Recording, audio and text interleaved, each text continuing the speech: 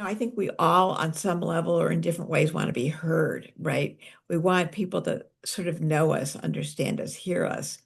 And for me, writing does that. I put my books out into the world and it's not an ego thing at all. It's more just, again, it's that human connection. Because like when I get an email from somebody who's read my book, and you know references either one essay or the whole book or whatever and says, oh, I really felt what you were feeling, and yes, I understand that. It's like it's being kind of known. And so and that's empowering for me. So it's empowering for the readers to read about somebody who's had similar experience or had similar feelings about something. So it can be empowering for the reader, but it's also empowering for myself. And then there's that human connection, between the artist, the writer, and the audience or the reader. Welcome to Ira's Everything Bagel, where I talk with fascinating people about everything, their passions, pursuits, and points of view. Well, my guest this week writes about it all, from childhood abuse to Marco the Magnifico, from Pat Boone to Barry Manilow and his destroyed cassette. In her creative nonfiction, Sue William Silverman finds meaning in the smallest moments, showing how tiny choices can ripple through our lives, shaping love, home, and the search for who we are.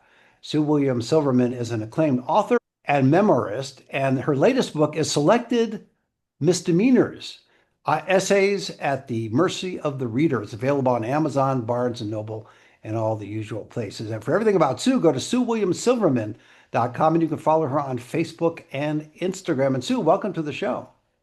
Thank you so much for having me. It's nice to meet you. I think the most important question is, how do you have both a William and a Silverman in your name?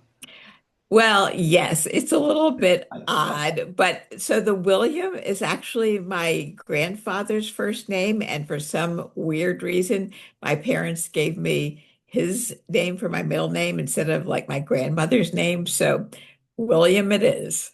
All right, I just wanted to bring that out. Yeah, good question. You've been writing quite a bit, and this current book again is called Selected Misdemeanors: Essays at the Mercy of the Reader. What I like about it, it's somewhat novel from my point of view, is that they're very short pieces, and that's, as I mentioned in my opening, you're grabbing little pieces of life that you most people would enjoy it when it happens, but not necessarily think to write about it. Or maybe they don't enjoy it, but they don't write about it either. Either way, they're not writing about it. Why did you decide to take that approach? Yeah, so this is a collection of flash essays, which means that they're short. And it's funny because really I came to it through because of everything I'd written before. So I started out writing long form memoirs, like 250 pages. I've got two of those. And then I wrote two books that are sort of memoir in essay form, which means that the essays are kind of long. And in many ways, I decided to try flash essays because I'd never done it before. As writers, we want to grow, we want to evolve, we want to try new things.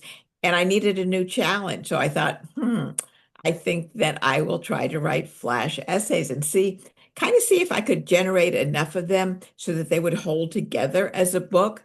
And starting out, I didn't know if I would succeed or not, but again, that's the challenge. So I just went for it, and the book is the end result of it. Well, I think though it's a perfect book for the time because most people's attention spans are short. And I find that even with me, I used to read a lot of books, and I find it's harder and harder to get through a slog of a book, even if I find it interesting. That's really true. And I think that's true for a lot of people. And there's also, though, a kind of beauty in the shortness. I mean, in terms of this book, I sort of think of it as kind of small moments of beauty, kind of miniature moments of loss, kind of snippets of betrayal, just kind of how much can you show of that in just the essays? There's 71 essays in the whole book, but they range. Some of them are about a paragraph, others are maybe about 1,500 words or so. So there's a bit of a range, but short. But but the part of the challenge was to be able to show those different kind of emotional impact just in little small form, but the important thing to note is that even though the form is small, the insight is vast in that it has to have some emotional resonance. Like it wouldn't just be, oh, here's something interesting that happened to me, or here's something funny, or here's something sad, and just kind of tell it as an anecdote. So, because it's still literature, I'm still turning my life into art. So, even though the form, the outside is small, the inside does have to sort of resonate universally with the reader. So it's almost a metaphoric emotional haiku.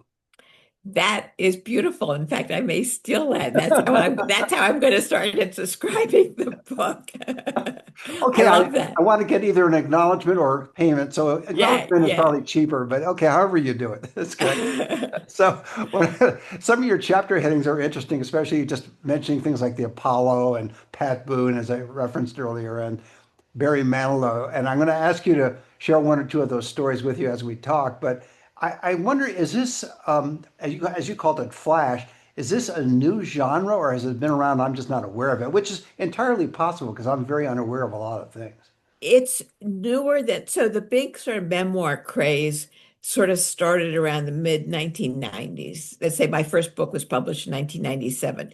Flash is newer than that. It's been around for quite a few years, but it didn't kind of initiate with the whole creative nonfiction movement. It was not like the first form that came about. So it's new in that sense. Yes, because I'm only familiar with Flash Guards and Flash Gordon. So those are the Yes. writers at this point. When you write this, I don't always, but I usually will ask a guest who is an author about their writing discipline in the sense of their how they approach writing. In other words, do they donate or do they devote a couple of hours a day? Do they write when they want to? However, but what's interesting about your book, and again, it's called Selected Misdemeanors: Essays at the Mercy of the Reader, is they're flash, so they're short. So it would seem to me that your writing approach for this book would be different from your other books in that when you get the inspiration, you sit down and write right then and there. Am I somewhat near the mark? Yeah.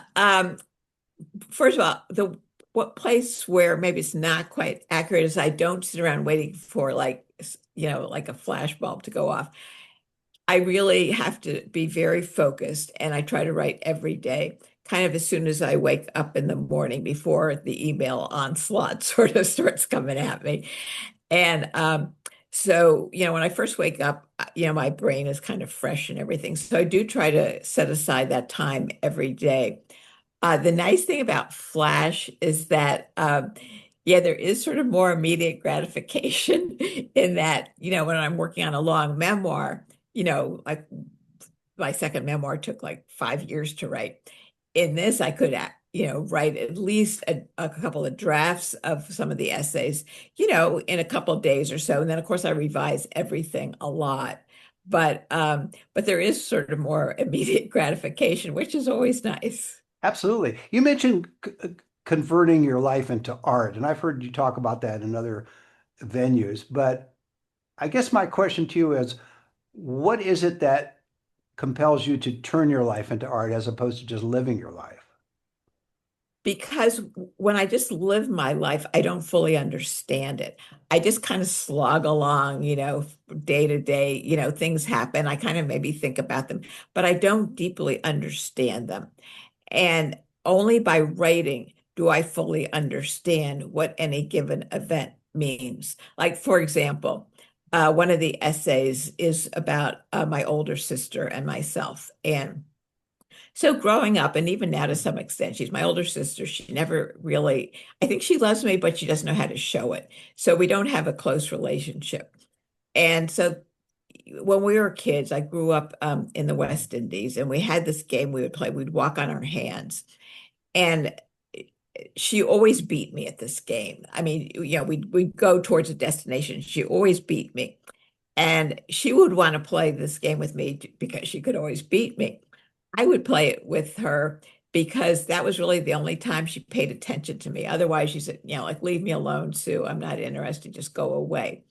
So that's just like the anecdote of it, so okay, big deal. But when I was writing it and I was really entering inside that experience and I could envision and feel and sort of watch in my mind's eye my sister walking on her hands, I thought, oh, my sister's upside down. She's my upside down sister, which is to say that the love that she shows me is a kind of upside down love. And I never really fully understood what that meant until I wrote that. And so this upside down sister and the upside down love then becomes a metaphor that the reader can then relate to. And that's how you're turning your life into art.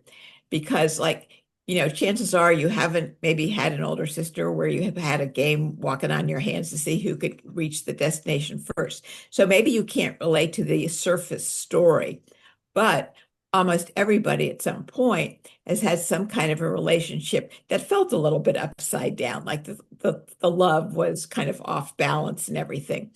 So that's kind of what I mean. So but I never would have thought of it that way if I hadn't written it. It's really only writing the actual event, kind of submerging myself into it, where I discover the metaphors. And metaphor is what turns your life into art, because metaphor is what is universal.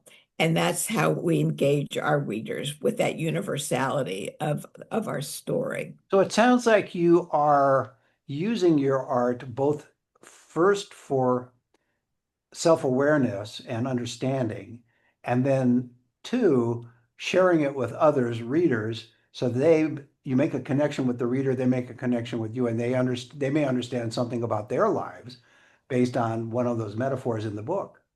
That's exactly it. Yes, Oh, that's right. Yeah, I mean, first and foremost, in some ways, I probably do kind of write sort of for myself because I do want to understand my life. I mean, it's just that, yeah, I can just go through living it and, as I say, sort of slogging through stuff. But that's not kind of who I am. I mean, I really like to think deeply about things and feel deeply. So even if I'm writing about something sad, and writing about my sister is sad because, I still, even at this day and age, I still want her to really show her love for me. And she still really can't. But but I also really want to understand it. And by understanding it, it gives it a context. And then, yes, as a writer, then artists, writers, we want to share our work with an audience.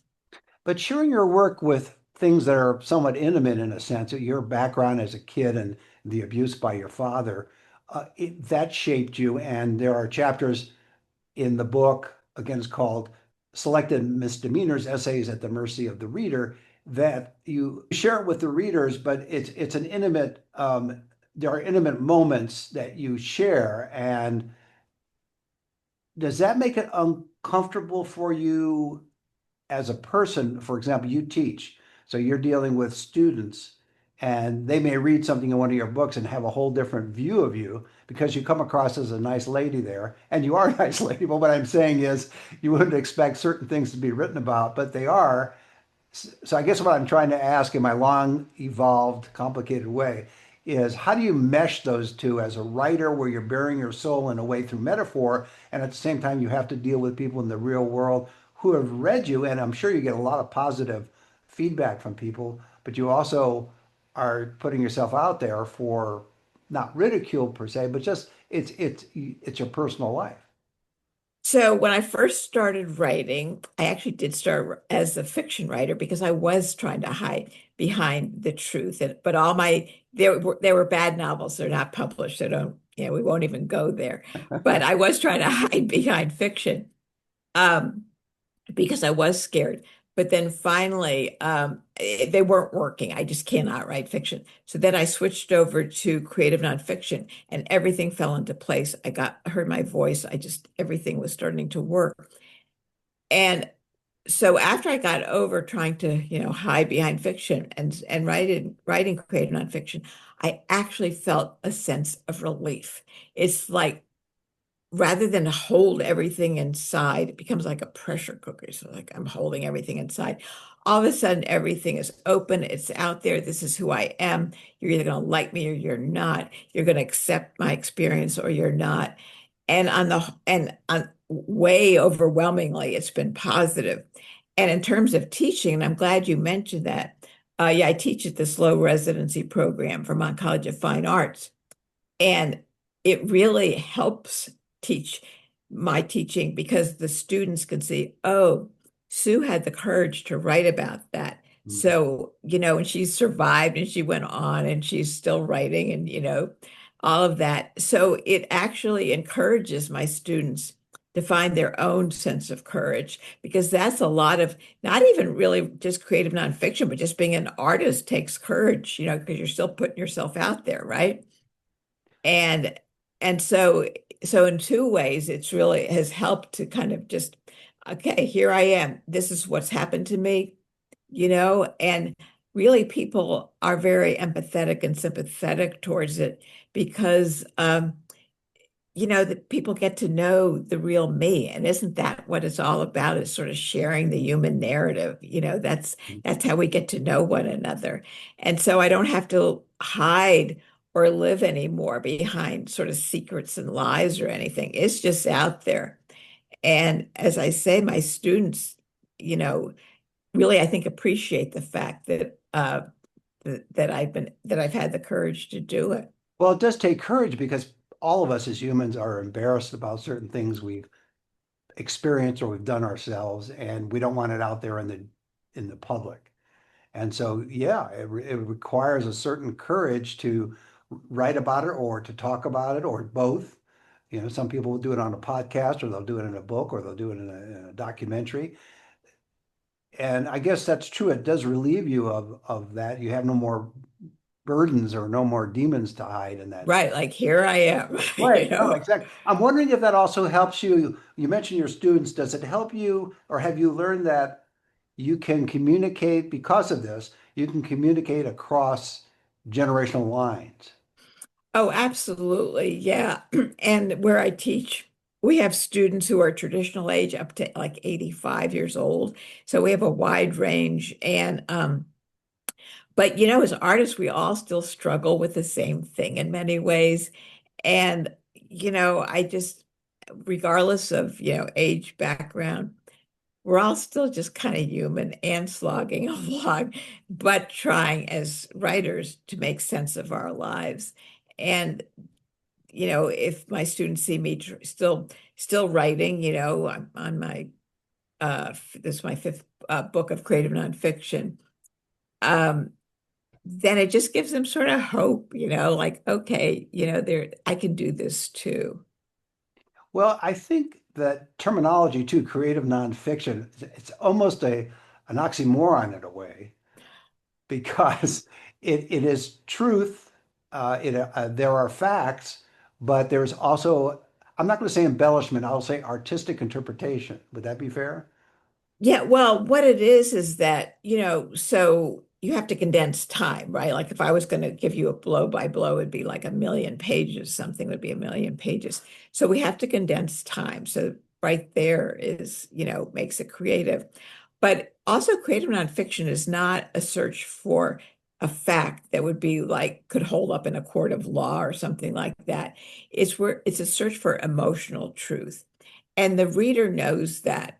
And they're going to know that we're condensing time, that maybe we're changing names of some people that we interact with, um, just things like that, just to make it, give it a structure. I mean, life is messy, right? It's just all over the place. So when you are turning your life into art, you have to give it a structure. So with these little pieces of flash essay, there's a lot of other stuff going on around at the same time, but I clear all that messiness away and focus on that moment and what the metaphor might be in that moment. So once you're looking for a metaphor of an experience, that's a creative endeavor because real life, I don't have metaphors in my real life that I'm aware of. You know, if I live close to Lake Michigan. So if I'm taking a walk along the lake, I don't think, oh, the lake is a metaphor for so and so. I'm just taking a walk along the lake. You're actually living life, is what you're saying.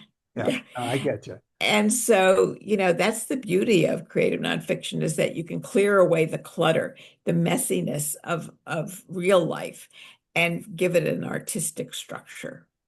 Speaking of metaphor, I have to ask you about Pat Boone. I've had him on my show, and interesting guy. And you have a chapter on him, and it's a metaphor for safety or for father figure in a sense. Do you want to share a little bit about that story? And then, of course, Sure. yeah, I'm going to probably have to get you to share the Barry Manilow one as Yeah, well. sure. So Pat Boone, growing up, I it's not like I had a crush on him, but I wanted him to adopt me because Well, he yeah, had that wouldn't be a crush then. It would be just an adoption. yeah, he But had four daughters yeah, and sort of like, okay, I could be the fifth. Would he even notice that kind did of you talk to thing? Debbie Boone about this at all? Yeah, not no, I have not. Okay. But actually, well, anyway, let me go on with story. So he was really the antithesis of my father. So my father was showed me his love in very inappropriate ways. And Pat Boone was known for being really squeaky clean and very, this sort of perfection of a father. So Pat Boone really is a metaphor for me for this ideal father. So, so then that was when I was a kid. Then flash forward, many years. And as it turns out, I happened to read in the newspaper he's going to be giving a sort of a golden oldies concert, like 15 minutes from my house. So of course I'm so there. So I went to the concert and I'd written out a letter and I'd already published my first book about growing up in this unsafe family. So after the concert, I just plunged past security, went backstage, saw, just stalked him, found him. And I said, Pat Boone, growing up, I wanted you to adopt me. And here's why. And I gave him a copy of my first book, which is called, Because I Remember Terror, Father, I Remember You. So it's like pretty dark. And he sort of looked very startled and everything, but he took it and he was very gracious and all that. And then, I started writing about him and published some stuff about him online. And he found out about it and he wrote back to me and he said, um, I kind of remember meeting you, but sort of vaguely, and I'd really like to talk to you again. And I'm going to be back in Michigan with another concert. Would you come backstage and we can have like a real conversation? So I was like, yeah, sure, I'm there. And so I did. So I went to this other concert, met him backstage. And so I was wearing this old jacket that had like this embroidered flower on it. And he said, at home, I have this photograph of a flower growing up through concrete. And that's what you remind me of, a flower growing up through concrete. So by then he'd read like a couple of my books and he said really nice things about my writing. So he sort of became a fan of mine. And it was just like sort of mind blowing. And then again, fast forward a year or two, and he had this birthday party out in Beverly Hills. He invited me to it, and he um, invited me to bring copies of my book and everything. And I mean, it was just bizarre, but in some ways, I mean, as it turns out, he did see me more than my own father ever really did. So yeah, so that's Yeah. like you never know. Like when I was a preteen, did I ever think in my wildest dreams I That, might meet him? that's coming full circle. There's no doubt about that. And if you have a short one on Barry Manilow, because we have about, 5 minutes left or so. Yeah, this is much shorter.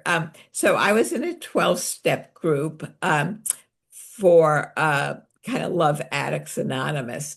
And one of the women in the group she wanted Barry Manilow to be her higher power, which is just like, what the heck, So, so she kept talking about Barry Manilow, and then and I had never really listened to him. I started listening to him, then I sort of got a crush on Barry Manilow, and it's just about Then you became addicted. yeah, I sort of did. And then finally, I kind of got over it, but knowing that, okay, this is not how a 12-step group really works. You really can't not have Barry Manilow as a higher power. But that's just sort of, Well, but it's, I referenced in the opening the cassette, so you have to finish the story about the cassette. oh yeah. So I had this cassette I playing over and over and over again. Finally, it was like, okay, so you've got to stop this. So I pulled in behind like a McDonald's or something. There was this dumpster, and I took the cassette out of the car player, and I just kind of broke it apart and I just threw it in the dumpster, and that was the end of Barry Manilow. Well, it's not the end because he's still performing. He's in Las He Vegas. is, Or, yes, he is. But he was no longer meant to be my higher power yes, for correct, sure. correct. Well, when you look at all of the different chapters in your book, and as you say, some of them are short, some of them are longer, but they're all nice, biteable pieces. Yes. Just take a bite out of it. And is there a favorite one of yours in that long list of topics? So let's look at some of the chapters like childcare on understanding time for the first time. Misdemeanor considers a time when she was forced to hold the crayon, time travel for beginners, etc. There's all kinds of interesting little title chapters. The Barry Manilow we mentioned, Pat Boone we mentioned, my Russian heritage, drinks for all occasions, and so you really kind of cover the waterfront to use another. I don't know if that's a metaphor, but maybe yeah, I think it could be. So, do you get pleasure when you finally finish writing this and it becomes published and you look and it's between two hard covers as well as digitally available? But the point is, it's an accomplishment. You've finished something. You've taken life, created art, and now you're sharing it with people. Yeah, there really is. I mean, it's a matter, I think we all on some level or in different ways want to be heard, right? We want people to sort of know us, understand us, hear us. And for me, writing does that. I put my books out into the world and it's not really, it's not an ego thing at all. It's more just, again, it's that human connection. Because like when I get an email from somebody who's read my book and, you know, references either one essay or the whole book or whatever and says, oh, I really, felt what you were feeling. And yes, I understand that. It's like it's being kind of known. And so, and that's empowering for me. So it's empowering for the readers to read about somebody who's had similar experience or had similar feelings about something. So it can be empowering for the reader, but it's also empowering for myself. And then there's that human connection, between the artist, the writer, and the audience or the reader. And it really does mean a lot. Yeah. Have you changed after writing this particular book at all? I change in that I evolve kind of emotionally. Like now I've written these 71 flash pieces. I've to some extent resolved the issues that I was dealing with in those. So so that makes me sort of evolve as a human that I can go on to explore other things or look at other issues. And so yeah, there's an evolution both as a writer and as a person, as you sort of make your way through one kind of large issue or small issue in your life, there is a resolution to it. It's out there now. It's between those book covers. So I don't have to dwell on it as much. Like I write my obsession. So okay, that obsession I kind of understand. Now I'm moving on to the next one. And so yeah, there's an evolution as a writer and as a person for sure. Well, that's a great way to leave it. My guest has been Sue William Silverman. She's author of Selected Misdemeanors Essays at the Mercy of the Reader, available on Amazon, Barnes& and Noble, bookshop.org, and all the usual places. And for everything about Sue, go to SueWilliamSilverman.com and follow her on Facebook and Instagram. And Sue, thanks for being on the show. Thank you so much for having me. I really enjoyed talking to you. Same here. And join us every Thursday for a new schmear on Ira's Everything Bagel.